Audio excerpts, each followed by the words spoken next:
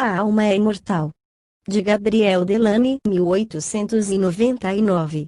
Primeira parte. A observação. Capítulo 4. O desdobramento do ser humano. Todas as teorias, por muito sedutoras que sejam, precisam apoiar-se em fenômenos físicos, sem o que não podem ser tidas senão como produtos brilhantes da imaginação, sem valor positivo. Quando os espíritas proclamam que a alma está sempre revestida de um envoltório fluídico, tanto no curso da vida, como depois da morte, ficam no dever de provar que suas asserções têm fundamento. É por sentirmos imperiosamente essa necessidade que vamos expor certo número de casos de desdobramento do ser humano, extraídos do grande acervo que já eles constituem, mas que não podemos apresentar todo, dentro do quadro restrito que nos traçamos. Em livro anterior a este, 78, citamos alguns casos de bicorporeidade, mas, nessa matéria, não há que temer a multiplicação dos exemplos, a fim de impor a convicção. Ao demais, nessas narrativas, circunstâncias características se nos depararão, que evidenciam a imortalidade da alma e as propriedades desse corpo imponderável cujo estudo empreendemos. Início da nota do redator 78. O Espiritismo perante a ciência. Fim da nota do redator. A Sociedade de Pesquisas Psíquicas. O cepticismo contemporâneo foi violentamente abalado pela conversão dos mais consideráveis sábios da nossa época ao Espiritismo. A invasão do mundo terrestre pelos espíritos se produziu mediante manifestações tão espantosas, realmente, para os incrédulos, que homens sérios se puseram a refletir e resolveram estudar por si mesmos os fatos anormais, como a transmissão do pensamento à distância e sem contato entre os operadores, a dupla vista, as aparições de vivos ou de mortos, fatos estes lançados, até então, ao rol das superstições populares.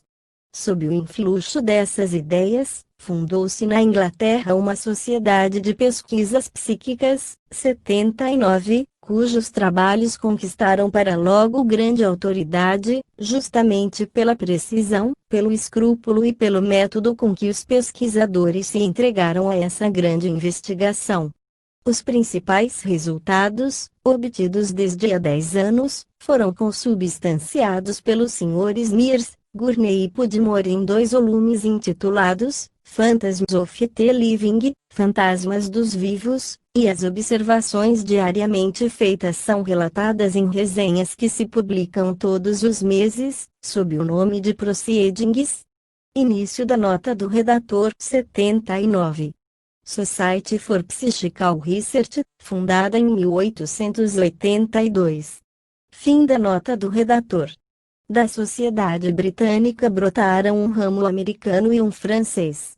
Na França, foram membros seus correspondentes, notoriamente, os Srs. Baunis, Bernier, Ferret, Pierre Janet, Liébault, Ribot e Richet. O Sr. Marillier, mestre de conferências na Escola de Altos Estudos, fez uma tradução resumida dos Phantasms of the Living, sob o título impróprio de As Alucinações Telepáticas. É a esse livro que vamos tomar a maior parte dos novos testemunhos que apresentaremos e que tornam evidente a dualidade do ser humano. 80. Início da nota do tradutor. 80. Depois que o presente estudo foi publicado, grande progresso se realizou na Franca, em consequência, principalmente, da criação do Instituto Metapsíquico Internacional, Fundação Jean Meyer, sob a direção do Dr. Geley e de uma comissão de sábios entre os quais se contam o professor Charles Richet, Sir Oliver Lodge, etc. Esse instituto, com sede na Avenida Niel, 89, em Paris, foi reconhecido de utilidade pública, nota da 7ª edição. Ao ser publicada esta primeira edição brasileira, o Dr. Gustave Geley, que desencarnou em desastre de avião, quando regressava de um congresso de psiquismo em Varsóvia, fora substituído pelo Dr. Eugênio Sti, que a seu turno desencarnou em julho de 1938. Fim da nota do tradutor. Grande reconhecimento devem os espíritas aos membros da Sociedade de Pesquisas Psíquicas, porquanto longos anos passaram eles a colecionar observações, bem comprovadas, de aparições de todos os gêneros. Os casos todos foram submetidos a severos exames, tão completos quanto possível, certificados ou pelas testemunhas efetivas, ou pelos que deles se inteiravam por intermédio dessas testemunhas. Dados o alto valor dos investigadores, as precauções que tomaram para eliminar as causas de erros, achamo-nos em presença de considerável coletânea de documentos autênticos, sobre os quais podemos assentar os nossos estudos. As experiências tiveram por objeto, primeiramente, verificar a possibilidade de duas inteligências transmitirem uma a outra seus pensamentos, sem qualquer sinal exterior.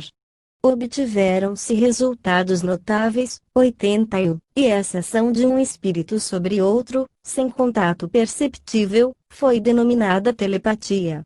Mas, de pronto, o fenômeno assumiu outro aspecto, desenvolveu-se a tal ponto, que alguns operadores, em vez de apenas transmitirem seus pensamentos, se mostraram aos que tinham de recebê-los, havendo, pois, verdadeiras aparições. Início da nota do redator 81. Vejam-se o primeiro volume dos Fantasmas, páginas 39 a 48, e volume 2, páginas 644 a 653.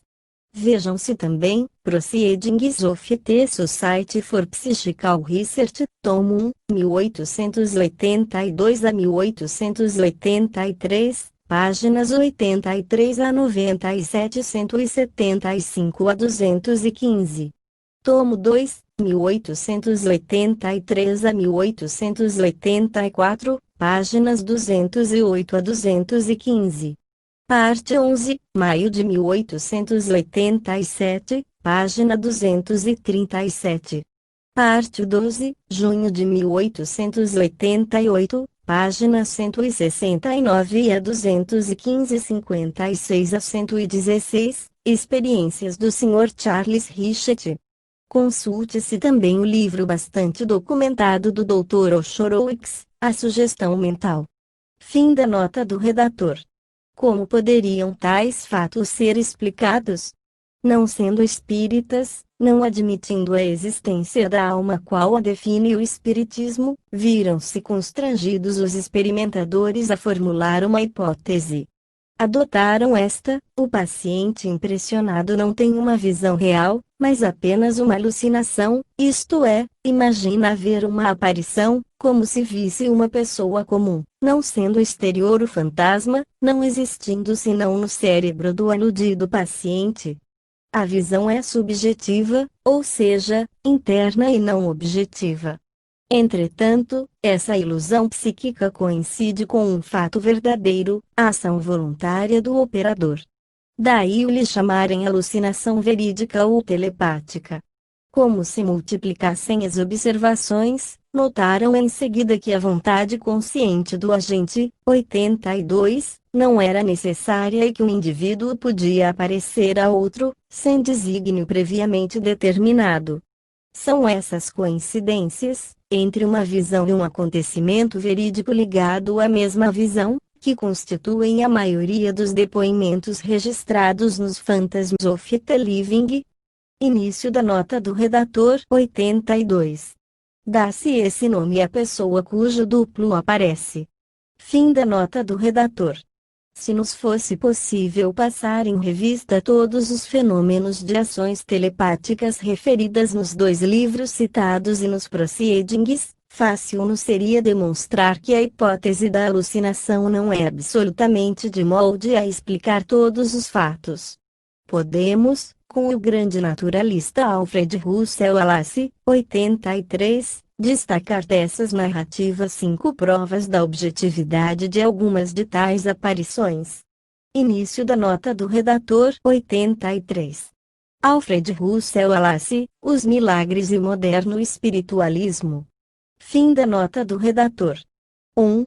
A simultaneidade da percepção do fantasma por muitas pessoas. 2. ser, a aparição, vista por diversas testemunhas, como se ocupasse diferentes lugares, por efeito de um movimento aparente, ou, então, ser vista no mesmo lugar, sem embargo do deslocamento do observador. 3. As impressões que os fantasmas produzem nos animais. 4. Os efeitos físicos que a visão produz. 5. Poderem as aparições ser fotografadas, ou terem-no sido, quer fossem visíveis, quer não, as pessoas presentes.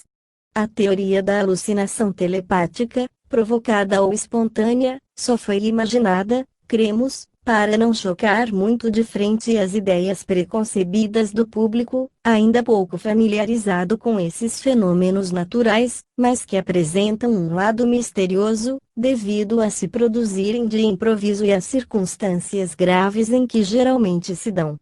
Vejamos, com efeito, as reflexões do Sr. Gurney, redator dos Fantasmas, 84. Início da nota do redator, 84. As alucinações telepáticas, página 50. Fim da nota do redator. Perguntar-se-á, porventura, se nos assiste o direito de estabelecer qualquer ligação entre os resultados experimentais que temos discutido, transmissão de pensamento, nos precedentes capítulos e os fenômenos que acabamos de descrever, aparições de experimentadores. Já eu disse que eram fenômenos de transição, capazes de permitir-se passos de transmissão experimental do pensamento aos casos de telepatia espontânea. Mas, poder-se-ia objetar que há um abismo intransponível entre os fenômenos ordinários de transmissão de pensamento e essas aparições do agente, 85. Início da nota do redator, 85. O grifo é nosso. Fim da nota do redator. A diferença radical consiste em que o objeto que aparece não é aquele sobre o qual se concentrara o pensamento do operador. Nos casos que vimos de estudar, o agente não pensava em si próprio, no seu contorno visível. O aspecto exterior de uma pessoa ocupa lugar relativamente pequeno na ideia que ela faz de si mesma, entretanto, o que o paciente percebe é somente esse aspecto exterior. Com essa mesma dificuldade, esbarraremos nos casos de telepatia espontânea, enquanto a impressão produzida no espírito do paciente for apenas a reprodução de uma imagem ou de uma ideia que exista no espírito do agente, pode-se conceber um fundamento fisiológico para os fenômenos de transmissão de pensamento. Mas, a interpretação dos fatos se torna muito mais difícil, quando o que aparece ao paciente já não é a imagem que o agente tem diante dos olhos. A morre e aparece a B que se acha a grande distância dele. Não podemos descobrir nenhuma ligação entre esses dois fenômenos, pelo menos no domínio da consciência clara. Poderíamos, entretanto, conceber a ação do agente sobre o paciente, fazendo intervir os fenômenos inconscientes. Mas, talvez seja melhor reconhecer a dificuldade e dizer que, na aproximação que tentamos entre a transmissão experimental do pensamento e a telepatia espontânea, unicamente levamos em conta o aspecto fisiológico dos fenômenos.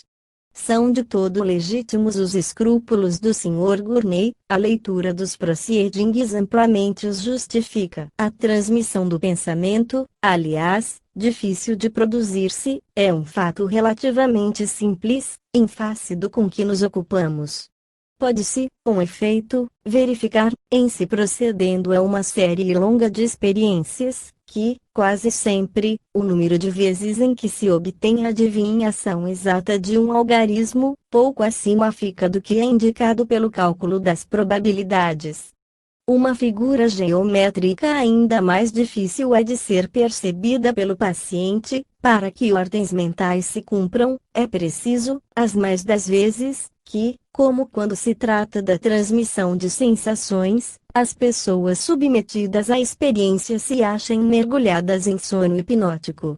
Vê-se, pois, que há um abismo entre essas modalidades rudimentares de uma inteligência influenciada por outra e as aparições, fenômeno este complexo, que põe em jogo as faculdades do espírito.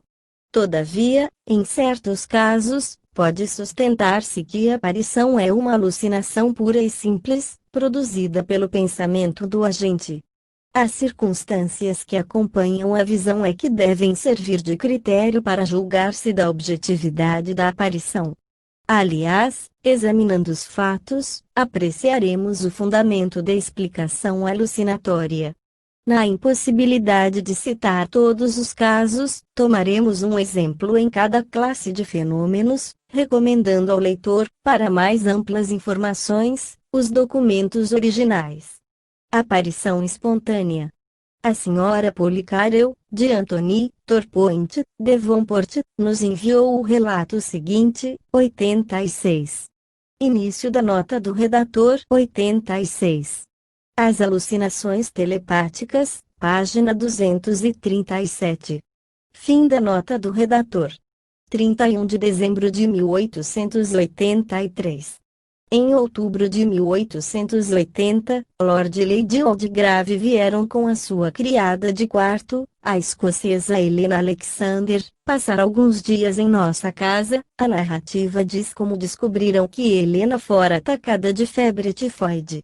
Ela, contudo, não parecia muito doente, como ninguém julgasse haver qualquer perigo, e Lord e Lady Aldegrave tinham de partir no dia seguinte, quinta-feira, para uma longa viagem. Resolveram deixá-la aos cuidados da amiga que os hospedara.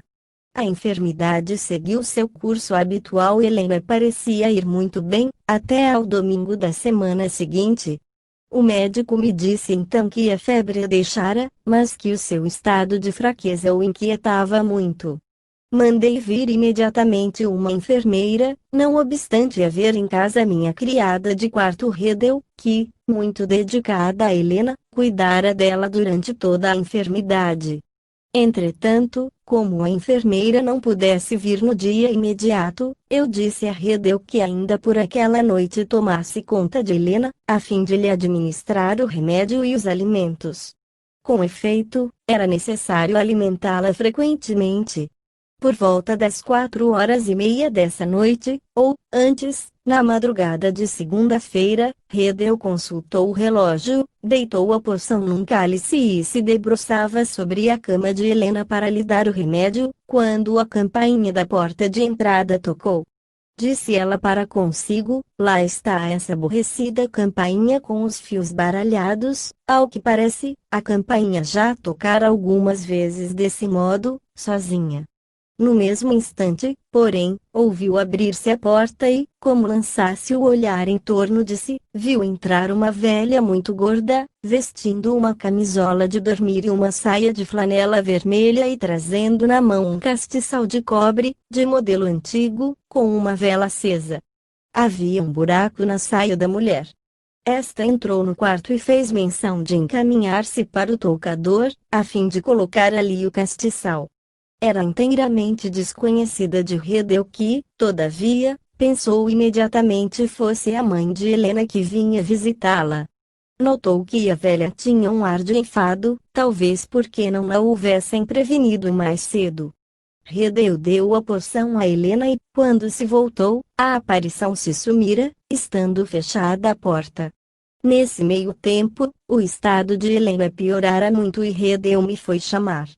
Mandei buscar o médico e, enquanto esperávamos, aplicamos cataplasmas quentes na enferma, mas esta morreu, pouco antes de chegar o doutor.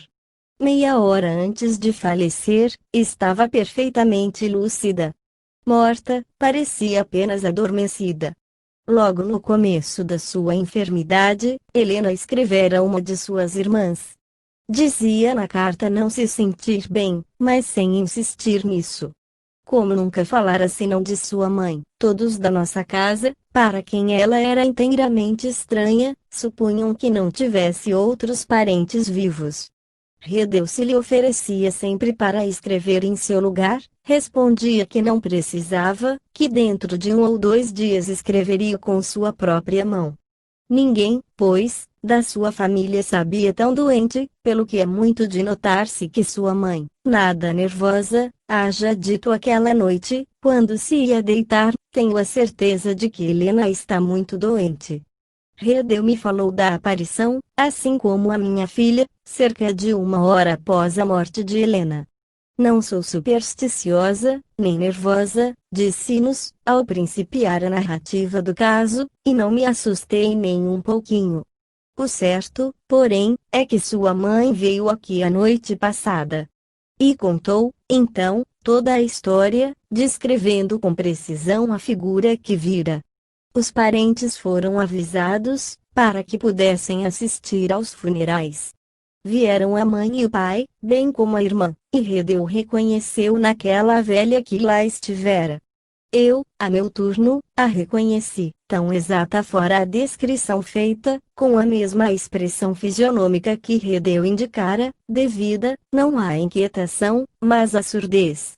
Acharam todos que não se lhe devia falar do fato, mas, a irmã, Redel referiu tudo, dizendo-lhe aquela que a sua descrição correspondia com muita exatidão às vestes que sua mãe teria posto, se levantasse durante a noite, que na sua casa havia um castiçal em tudo semelhante ao da aparição, que existia um buraco na saia de sua mãe, buraco esse devido à maneira pela qual ela punha aquela peça do vestuário.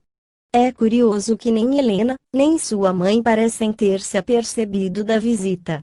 Em todo caso, nenhuma jamais disse haver uma parecido à outra, nem sequer em sonho. F. A. Policario. Francis Redel, cuja narrativa confirma da Sra. Policario, declara que jamais vira outra aparição. A Sra. Littleton, do Colégio Selwyn, Cambridge, que a conhece, diz que ela parece uma pessoa muito positiva, matter of fact, e que o que acima de tudo a impressionara fora o ter visto, na saia de flanela da mãe de Helena, um buraco feito pela barbatana do espartilho, buraco que notara na sala da aparição. Aqui de novo se nos depara um caráter comum a todas as aparições de pessoas vivas e que temos assinalado nas descrições que de espíritos os pacientes de Cagney han feito, o de trazerem sempre um vestuário. Em face da dualidade do ser humano, pode-se admitir que a alma se desprende e atua longe do seu envoltório, mas não é evidente que as vestes tenham um forro fluídico e que se possam deslocar como o fantasma do vivo.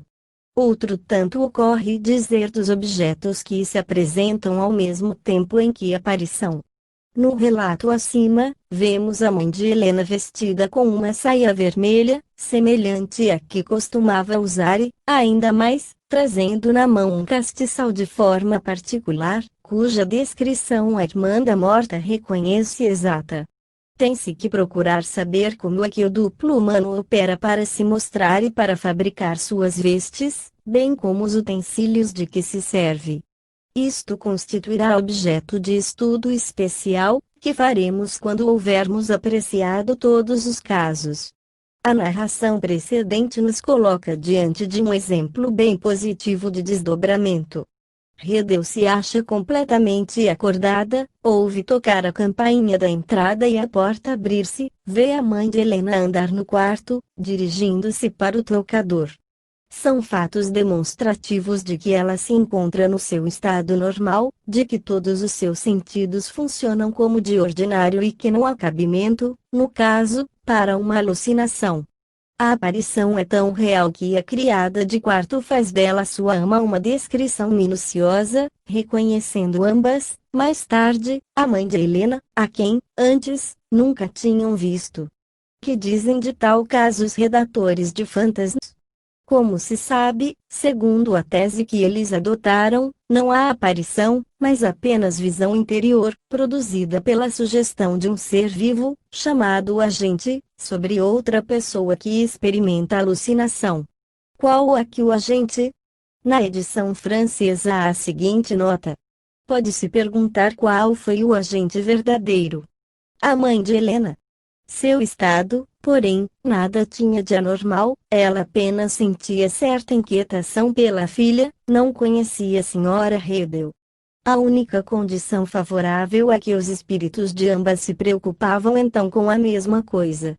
É também possível que o verdadeiro agente fosse Helena e que, durante a sua agonia, tenha tido diante dos olhos uma imagem viva de sua mãe.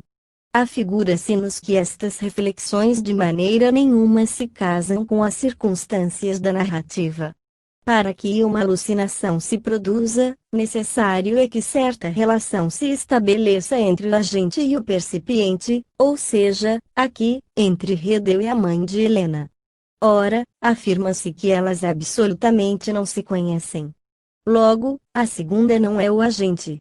Será Helena? Não, pois que a senhora Policarrer diz formalmente que a enferma não viu sua mãe.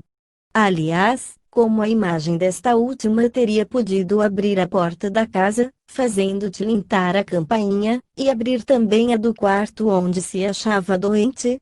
As sensações auditivas não são mais alucinatórias do que as sensações visuais.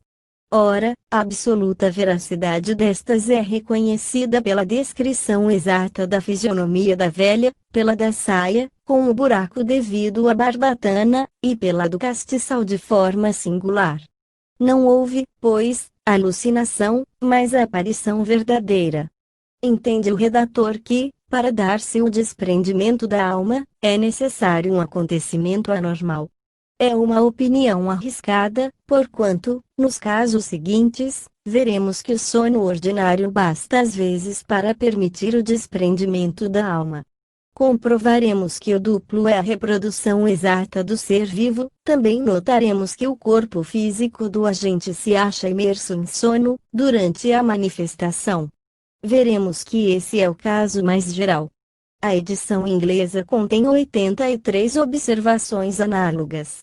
Goethe, seu amigo Wolfgang von Goethe, que por uma tarde chuvosa de verão saíra a passeio com seu amigo K, voltava com ele do Belvedere, em Weimar. De repente, o poeta para, como se estivesse diante de uma aparição, e se dispõe a falar-lhe. K de nada se apercebera. Súbito, exclama o poeta, meu Deus! Se eu não tivesse a certeza de que neste momento o meu amigo Frederico está em Frankfurt, juraria que é ele. Em seguida, solta uma gargalhada, mas, é ele mesmo o meu amigo Frederico. Tu, a quem Weimar? Por Deus, meu caro, em que trajes te vejo com o meu chambre, meu boné de dormir, calçando minhas chinelas, aqui em plena rua. Cá, como ficou dito acima, nada absolutamente via de tudo aquilo e se espantou, crente de que o poeta fora atacado de repentina loucura. Goethe, porém, preocupado tão só com a sua visão, exclama, abrindo os braços, Frederico. Onde te meteste? Grande Deus! Meu querido K, não viste onde se meteu a pessoa que acabamos de encontrar? K, estupefato, não respondeu. Então, o poeta, depois de dirigir o olhar para todos os lados, diz em tom de quem divaga, ah! Sim, compreendo, foi uma visão. Qual, no entanto, será a significação de tudo isto? Teria o meu amigo morrido repentinamente? Seria seu espírito que vi. Dentro em pouco Goethe chegava à casa e lá encontrou Frederico. Os cabelos se lhe eriçaram, afasta-te, fantasma, bradou, recuando, pálido como um cadáver. Então, meu caro, é esse o acolhimento que dispensas ao teu mais fiel amigo, respondeu-lhe Frederico. Ah! Exclamou o poeta a rir e a chorar ao mesmo tempo, agora, sim, não é um espírito, mas um ser de carne e osso. E os dois se abraçaram efusivamente. Frederico chegara todo molhado da chuva à casa de Goethe e vestira as roupas do amigo. A seguir, adormecera numa poltrona e sonhara que fora ao encontro do poeta e que este o interpelara assim, tu, a quem Weimar? Que, com o meu chambre, meu boné de dormir e minhas chinelas, em plena rua. Desde esse dia, o grande poeta acreditou noutra vida após a terrena, 87. Início da nota do redator, 87. Psychische Studien, março de 1897. Fim da nota do redator. Estamos aqui em presença de uma espécie de alucinação telepática, pois que somente Goethe vê o fantasma. Aquela imagem, porém, é exterior, não se lhe alojou no cérebro, como aconteceria, se se tratara de uma verdadeira alucinação, dado que, pelo testemunho de Frederico, este fora em sonho ao encontro do amigo. O que atesta que a sua exteriorização foi objetiva é que as palavras por ele ouvidas eram exatamente as que o ilustre escritor pronunciou. Vemos que o que Frederico toma por um sonho é a lembrança de um fato real, ocorrido durante o seu sono. Sua alma se desprendeu, enquanto seu corpo repousava, ouviu e guardou as palavras de Goethe. Façamos, a propósito, uma observação muito importante. Se Frederico não se lembrasse do que ocorrera enquanto ele dormitava, os membros da Sociedade de Pesquisas Psíquicas teriam concedido que houvera uma ação da consciência subliminal do mesmo Frederico, isto é, a intervenção de uma personalidade segunda desse paciente. Ora, parece evidente, aqui, que quem Eide é sempre a mesma personalidade, pois tem consciência do que se passou. Pode acontecer, entretanto, que nem sempre o agente se lembre do que fez, enquanto seu corpo repousava. Esta perda da lembrança não basta, porém, para autorizar os psicólogos, ingleses e franceses, que han tratado dessas questões, 88, a concluir que há em nós duas personalidades que coexistem, ignorando-se mutuamente. Início da nota do redator 88. Veja-se, W. H. F. Mears, Proceedings, A Consciência Subliminal, 1897. Consultem-se também, P. Janet, O Automatismo Psicológico, página 314, e Binet, As Alterações da Personalidade, página 6 e seguintes. Fim da nota do redator. A única indução que se nos afigura logicamente lícita é a de admitir-se que a nossa personalidade ordinária, a do estado de vigília, é distinta da personalidade durante o sono, por uma certa categoria de lembranças que, ao despertar, deixam de ser conscientes. Não há duas individualidades no mesmo ser, mas apenas dois estados diferentes de uma mesma individualidade. As narrativas que se seguem, extraídas do depoimento dado a 15 de maio de 1869 pelo Sr. Cromwell Varley, engenheiro-chefe das linhas telegráficas da Inglaterra, perante a Comissão da Sociedade Dialética de Londres, são típicas no máximo grau. Mostram as relações exatas que existem entre uma individualidade quando a dormir e quando desperta. Depoimento de Cromwell Varley, engenheiro-chefe das linhas telegráficas da Inglaterra. Aqui está um quarto caso em que sou o ator principal, 89. Tinha eu feito algumas experiências sobre a fabricação da faiança, e os vapores de ácido fluorídrico, empregado em larga escala, me haviam causado uma enfermidade da garganta. Fiquei seriamente doente, sucedendo-me a miúde ser despertado por espasmos da glote. Fora-me recomendado ter sempre à mão éter sulfúrico para aspirar e obter alívio pronto. 6 ou 8 vezes me vali desse recurso, mas o odor dessa substância me era tão desagradável, que acabei por preferir o clorofórmio. Colocava-o ao lado da cama e, quando precisava servir-me dele, tomava no leito uma posição tal que, em sobrevindo a insensibilidade, eu caía para trás, enquanto a esponja rolava para o chão. Uma noite, porém, tombei de costas na cama, retendo a esponja, que se me conservou aplicada à boca. Início da nota do redator 89. Reportion Spiritualisme, página 157, traduzido na Revue Scientifique et Morale do Spiritisme, fevereiro de 1898. Fim da nota do redator. A senhora Varley estava no outro quarto por cima do meu, dando alimento a um filho enfermo. Ao cabo de alguns instantes, percebi a situação em que me achava, via minha mulher no aposento superior e me via a mim mesmo deitado de costas com a esponja sobre a boca e impossibilitado de fazer qualquer movimento. Empreguei toda a minha vontade em lhe fazer penetrar no espírito uma clara noção do perigo em que me encontrava. Ela despertou, desceu, afastou a esponja e ficou aterrada. Fiz os maiores esforços para lhe falar e disse: vou esquecer tudo isto e ignorarei o que se passou, se não me recordares pela manhã. Não deixes, porém, de me dizer o que foi que te fez descer e, então, serei capaz de me lembrar de todos os pormenores. Na manhã seguinte, ela fez o que lhe eu recomendara, mas, no primeiro momento, de nada me pude recordar. Entretanto, pelo dia todo empreguei os maiores esforços e cheguei, afinal, a me lembrar de uma parte do ocorrido e, mais tarde, da totalidade dos fatos. Meu espírito se achava no quarto superior perto da Sra. Varley, quando a tornei consciente do perigo em que me via. Este caso me facilitou compreender os meios de comunicação dos espíritos. A Sra. Varley viu o que meu espírito pedia e teve as mesmas impressões.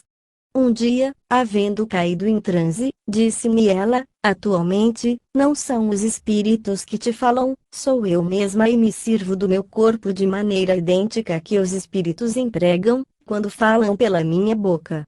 Em 1860, observei outro fato. Acabava eu de estender o primeiro cabo atlântico. Chegando a Halifax, meu nome foi telegrafado para Nova York. O Sr. Cyrus Field transmite a notícia para St. Bonnie e para o Havre, de sorte que por toda parte fui cordialmente recebido e no Havre encontrei preparado um banquete. Pronunciaram-se muitos discursos, de modo que a festa se prolongou bastante. Eu tinha que tomar o vapor que partia na manhã seguinte e estava preocupado com a possibilidade de não despertar a tempo. Empreguei então um meio que sempre me dera bom resultado, o de formular energicamente, para comigo mesmo, a vontade de acordar com a necessária antecedência. Chegou a manhã e eu me via profundamente adormecido na cama. Tentei despertar-me, mas não pude.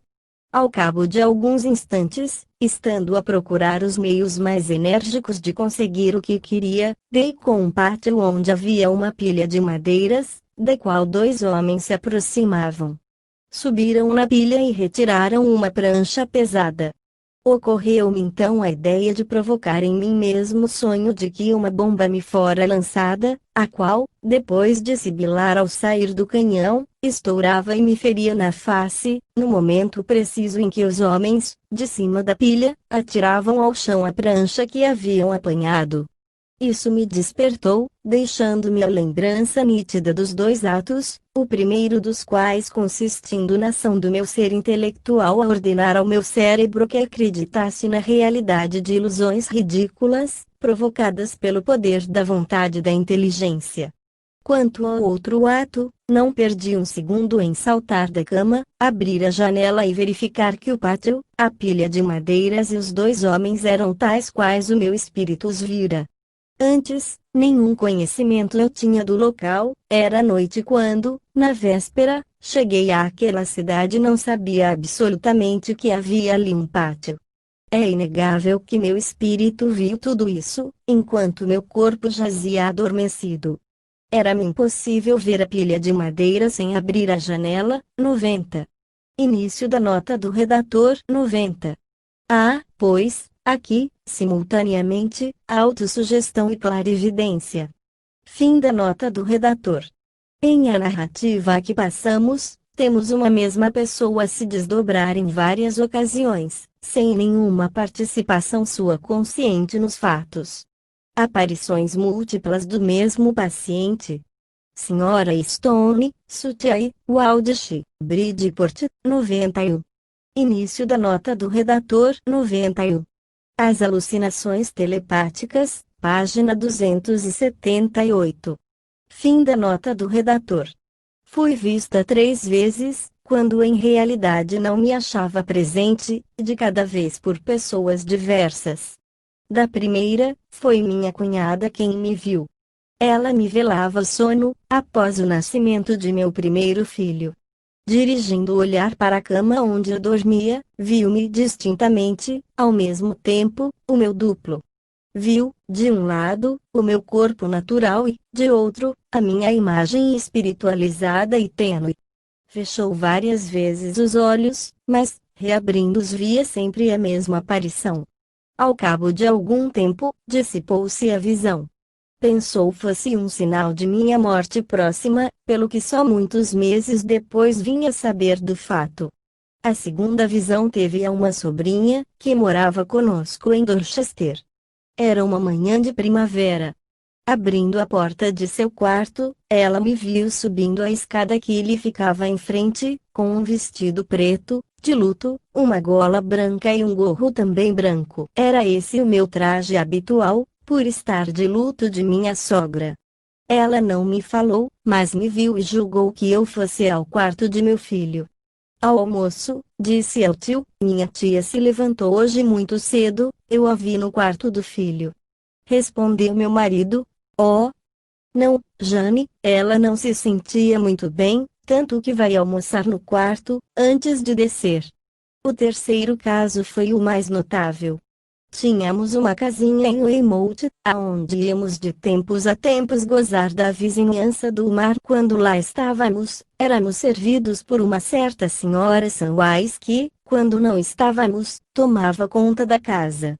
Mulher agradável e calma, digna de toda confiança, era tia da nossa estimada e antiga criada Kitty Balston, então conosco em Dorchester. Kitty escrevera à tia na véspera da visão, comunicando-lhe o nascimento do meu filho mais moço e dizendo que eu ia bem.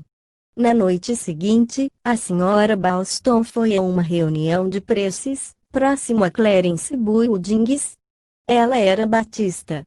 Antes de partir, fechou uma porta interior, que dava para uma pequena área atrás da casa, fechou também a porta da rua e levou no bolso as chaves. Ao regressar, abrindo a porta da rua, percebeu uma luz no extremo do corredor. Aproximando-se, viu que a porta da área estava aberta. A luz clareava todos os recantos da área e eu me achava no centro desta. Ela me reconheceu distintamente, estava eu vestida de branco, muito pálida e com semblante fatigado. Apavorada, deitou a correr para a casa de um vizinho, a do Capitão Corte, e desmaiou em caminho. Quando voltou a si, o Capitão Corte a acompanhou até a nossa casa, que se encontrava tal qual ela deixara, com a porta da área hermeticamente fechada. Nessa ocasião, eu me achava muito fraca e passei várias semanas entre a vida e a morte. X 1883. Da narrativa desta senhora, deduz-se que a sua saúde deixava muito a desejar e que era quando ela se achava de cama que sua alma se desprendia. Para que a hipótese da alucinação pudesse explicar essas aparições a três pessoas que se não conheciam umas às outras em épocas diferentes, fora Mr. supor na senhora Stone um poder alucinatório que ela exercia a seu mau grado, mas, ainda assim, não se compreenderia como a senhora Balston, muito distante, pudera ser por ela influenciada. Parece-nos que o desdobramento explica mais claramente os fatos, pois que, noutra circunstância, sua cunhada lhe via muito distinta e simultaneamente o corpo material e o corpo fluídico. Notemos também que a visão do duplo pela cunhada não é subjetiva, porquanto ela fecha os olhos repetidas vezes, desaparecendo a visão nesses momentos, para se tornar de novo perceptível, logo que de novo os reabre. Uma imagem alucinatória constituída no cérebro não lhe seria invisível quando estivesse com os olhos fechados. Essas mesmas observações se aplicam às aparições daquela senhora, semelhança completa entre a forma física e o fantasma e repouso do organismo durante a manifestação. Desdobramento involuntário, mas consciente. O paciente é um moço de cerca de 30 anos, talentoso artista gravador, 92. Início da nota do redator, 92. Dr. Gibier, Análise das Coisas, páginas 142 e seguintes. Fim da nota do redator. Há poucos dias, diz ele, entrava eu em casa, à noite, por volta das 10 horas, quando me senti presa de estranha lassidão, que não sabia explicar. Resolvido, entretanto, a não me deitar imediatamente, acendi o lampião e coloquei-o sobre a mesa de cabeceira, perto da cama. Tomei de um charuto, cheguei-lhe a chama do meu isqueiro e tirei algumas baforadas. Depois, estendi-me num canapé. No momento em que, negligentemente, me deitava, procurando apoiar a cabeça na almofada do sofá, notei que os objetos em volta giravam. Experimentei um como atordoamento, um vazio. Em seguida, bruscamente, achei-me transportado ao meio do aposento. Surpreso com esse deslocamento, de que não tivera consciência, olhei ao meu derredor e o meu espanto então chegou ao auge. Para logo, vi-me estendido no sofá, molemente, sem rigidez, apenas com a mão esquerda erguida acima de mim, com o cotovelo apoiado e segurando o charuto aceso, cuja claridade se percebia na penumbra produzida pelo quebra-luz da minha lâmpada. A primeira ideia que me veio foi a de que, sem dúvida, eu adormecera e que experimentava a sensação de um sonho. Contudo, reconhecia que nunca tivera sonho semelhante que me parecesse tão intensivamente uma realidade. Direi mais, tinha a impressão de que jamais estivera tanto na realidade. Por isso, ao verificar que não podia tratar-se de um sonho, o segundo pensamento que se me apresentou de súbito à imaginação foi a de que morrera. Ao mesmo tempo, lembrei-me de ter ouvido dizer que há espíritos e acudiu-me a ideia de que me tornara espírito. Tudo o que eu pudera aprender a esse respeito longamente se desenrolou, diante da minha visão interior, mas em menos tempo do que é preciso para pensá-lo.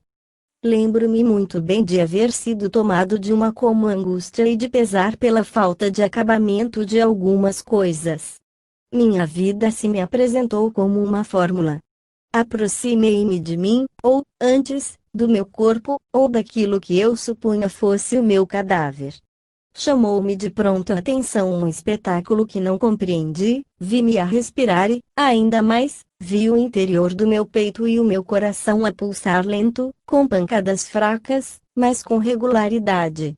Nesse momento, compreendi que devera ter tido uma sincope de gênero especial, a menos que os que têm sincopes, pensei de mim para mim, não se recordem, durante o desmaio, do que lhe sucedeu. Temi, então, não mais me lembrar de nada, quando recobrasse os sentidos. Um pouco tranquilizado, lancei o olhar ao meu derredor, procurando saber quanto tempo ia aquilo durar. Depois, não mais me ocupei com o meu corpo, com o outro eu que continuava em repouso. Atentei no lampião, que se mantinha aceso silenciosamente e fiz a reflexão de que, estando muito perto da cama, poderia incendiar os meus cortinados. Peguei a cabeça do parafuso da mecha, para apagá-la, porém, nova surpresa me esperava.